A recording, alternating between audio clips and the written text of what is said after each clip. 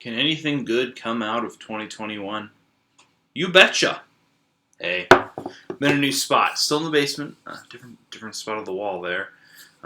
Heater's making a little noise, so I didn't want any of that getting on the video. So I'm hoping this will be a little quieter. Let me know. All right. Today, can anything good come out of 2021? Just like we heard the gospel was passed on, can anything good come out of Nazareth? Well, of 2021, I say an affirmative. Absolutely.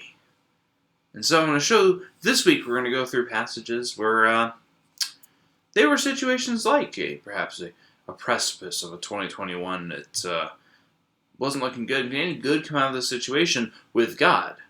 The answer was always yes. We turn to Genesis 50, chapter 50. This is the end of the Joseph saga. Yes, him and his Technicolor Dreamcoat. You may have heard of it. You got to remember, I'm going to the Joseph forgives his brother passage because Joseph, he's sold into slavery by his brothers. They want to get rid of him because Dad likes him a little too much and they don't like the competition. And so this is a moment that after everything Joseph's been through, slavery, thrown into prison, his rise with the Pharaoh being able to interpret dreams, saving Egypt from famine, and now his own family needs his help. Specifically, right? This is this. I mean, if you think about it, this is the definition of bad blood, right? This chapter that this is Joseph's chance for revenge, his chance to get back at those brothers that wanted him dead, that sold him off, that. Like I said, this is a huge betrayal. This was his chance to get even with them. He had the power. He had what they needed. This was his opportunity. However, he instead chooses mercy. Not because, verse 15, why is it? Realizing that their father is dead, Joseph's brothers said, what if Joseph still bears a grudge against us? They're very nervous, right? And they approached Joseph. Your father gave us instruction before he died. Say to Joseph, I beg you, forgive the crimes of your brothers and the wrong they did you in harming you. Therefore, please forgive the crime of the servants of the God your father. And Joseph wept when they spoke to him.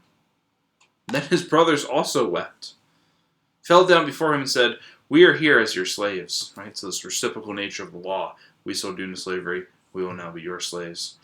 This is Joseph's chance to get even. Joseph says, do not be afraid. Am I in the place of God? Even though you intended to do harm to me, God intended it for good, in order to preserve a numerous people as he is doing today. So have no fear, for I myself will provide for you and your little ones. In this way he reassured them. Think about the reversal here. An opportunity for a reciprocal response, for returning them into slavery, right? But instead, mercy is allowed to reign supreme. Grace, God, right? Am I in the place of God, Joseph says. He hears the faith of his father, now departed, right? He hears this, and he responds faithfully. Now, this was a bad situation. You intended to harm me, but God intended it for good. God brought tremendous good out of a situation that looked bad, right? Can anything good come out of being sold into slavery and sent to a foreign land? Absolutely, says Joseph this morning. God has done this. And so Joseph responds in living out that grace. Joseph responds with what he's been given. Joseph stands down from what perhaps many thought he should do in vengeance and reciprocal law, and instead embraces a way of the God who's given him so much. And so yes, in this 2021, is there an opportunity for good things come out of this year, even though it's off to a rough start. And the virus is still here. Yes, but with God, good things can happen. Situations that could have been a terrible moment of vengeance and further strife in a family instead brought them together as one. Yet another example of what God can do. There will be goodness this year.